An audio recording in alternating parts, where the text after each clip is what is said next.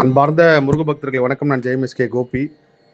இந்த குரல் பதிவு எது சம்மந்தமானதுன்னா, மலேசியாவில் நடக்கிற முருகர் அழைக்கிறார் நிகழ்ச்சி சம்மந்தப்பட்ட குரல் பதிவு. மலேசியா முருகர் சொந்தங்களுக்கு உண்டான குரல் பதிவு. அந்த நிகழ்ச்சியில் கலந்துக்கிறதுக்கு உண்டான பாஸ் எல்லாருமே கேட்டிருந்தீங்க. ரிஜிஸ்ட்ரேஷன் பண்ணதுக்கப்புறம் இன்னும் பாஸ் வரலன்ட்டு. ஏன்னா நேற்று கிட்டத்தட்ட முனிசிபாலிட்டி லைசன்ஸ் வந்ததுக்கப்புறம் தான், பர்மிஷன் வந்ததுக்கப்புறம் தான் அதை கொடுக்கணும்னு நான் சொல்லியிருந்தேன். நேற்று செவ்வாய்க்கிழமை சஷ்டி தீதியில் இதுக்கு உண்டான எல்லா அனுமதியுமே கிடச்சிது. அதுவே முருகப்பெருமான் கருணைன்னு தான் சொல்லணும். ஸோ இன்னிலேருந்து எல்லாருக்கும் இந்த பாஸ் வரும். கியூஆர் கோடு ஸ்கேன் பண்ணி வரா மாதிரி இருக்கும். முதல்ல 200 பேர் கலந்துக்கிற மாதிரி அனுமதி கொடுத்துருந்தாங்க.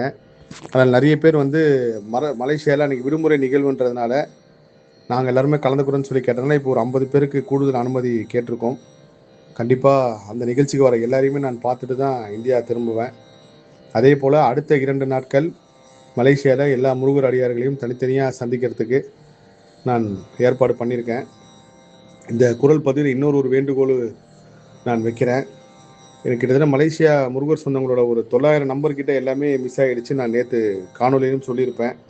அங்கே மலேசியா மண்ணில் நடக்கிற நிகழ்ச்சிக்கு ஒரு சில உதவிகள் தேவைப்படுது. நான் மோகன் ஐயாவோட நம்பர் பதிவு செய்கிறேன். மலேசியா முருகர் சொந்தங்களை அவர் தொடர்பு கொண்டு உங்களால் முடிஞ்ச உதவி செய்யுங்க. அதே போல் என்னோடய அப்பாயின்மெண்ட்டும் அவர் தான் பார்க்குறாரு. இந்த நிகழ்ச்சியில் கலந்துக்கிறதாகட்டும், நம்ம சந்திப்பாக இருக்கட்டும், எல்லாமே அனுமதி இலவசம்தான்.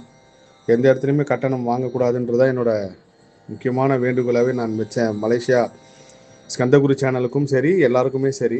ஸோ மோகன் ஐயாவோட நம்பரும் நான் இந்த குரல் பதிவுக்கு அப்புறம் பதிவு செய்கிறேன். 23ஆம் தேதி 24ஆம் தேதியும் அங்கே மலேசியா பத்துமலையில் அங்கே ஒரு நேர்காணல் சம்மந்தமாக நான் கலந்துக்கிறேன். 23ஆம் தேதி கண்டிப்பாக மலேசியா பத்துமலை முருகர் கோயிலும் சந்திப்போம் முருகர் சொந்தங்களே. 25ஆம் தேதி நிகழ்ச்சியில் நம்மளோட முருகர் அழைக்க நிகழ்ச்சி பாடல் நான் வெளியிட போகிறேன்.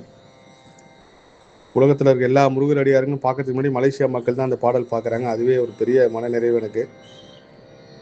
நான் எல்லா காணொலியும் சொல்லுவேன், கர்ம சுழற்சி திரும்ப திரும்ப வாழ்க்கையில் நடந்துக்கிட்டே இருக்குன்ற மாதிரி. அது என் வாழ்க்கைன்னு மட்டும் கிடையாது, எல்லார் வாழ்க்கையிலும் அது தொடர்ந்து நடந்துக்கிட்டே இருக்குது. அதை நீங்கள் உன்னிப்பாக கவனித்து பார்த்தீங்கன்னா தெரியும்.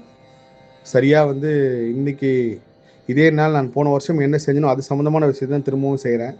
அதே போல் 2024 நான் மலேசியாவில் இருக்கேன். அதே நாளில் தான் இப்போ திரும்பவும் முருகர் அழைக்க நிகழ்ச்சி நடக்க போகுது.